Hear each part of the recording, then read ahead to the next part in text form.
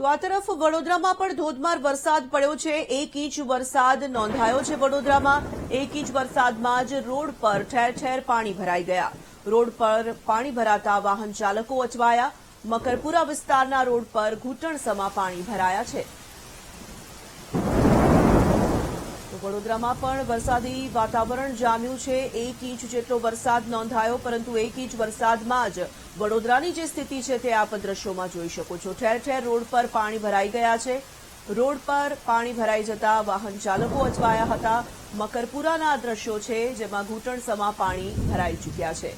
તો 1 ઇંચ વરસાદમાં જ વડોદરાની જે હાલત છે તે આપ જોઈ શકો છો।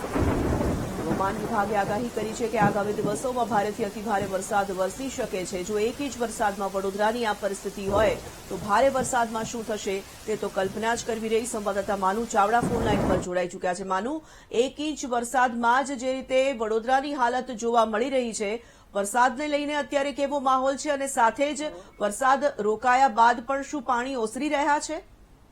તોરલ, ગઈકાલે રાત્રે વરસાદ પડ્યો હતો। 9 વાગે આજુબાજુ આ વરસાદ પડ્યો અને 1 ઇંચ જેટલો વરસાદ પડ્યો હતો। એમાં વડોદરાના મકરપુરા વિસ્તારની આ હાલત થઈ છે। અનેક જગ્યાએ મકરપુરા વિસ્તારમાં નીચાણવાળી સોસાયટી, રોડ રસ્તા છે ત્યાં પાણી ભરાયેલા જોવા મળ્યા હતા। અત્યારે હાલ તો આ પાણી રાત્રિ દરમિયાન ઓસરી ગયું છે, પાણી ઉતરી ગયું છે, પરંતુ જો 1 ઇંચમાં જ આટલું પાણી ભરાતું હોય, વાહન ચાલકોના મુશ્કેલીનો સામનો કરવો પડે તો સ્વાભાવિક છે કે આગામી સમયમાં ભારે વરસાદની આગાહી છે। ત્યારે વડોદરા શહેરની શું હાલત થશે કલ્પના કરવી રહી। પરંતુ ગઈકાલે રાત્રે આજે વરસાદ પડ્યો એમાં વાહન ચાલકોએ ભારે હાલાકીનો સામનો કરવો પડ્યો હતો। તોરલ, ધન્યવાદ માનુ।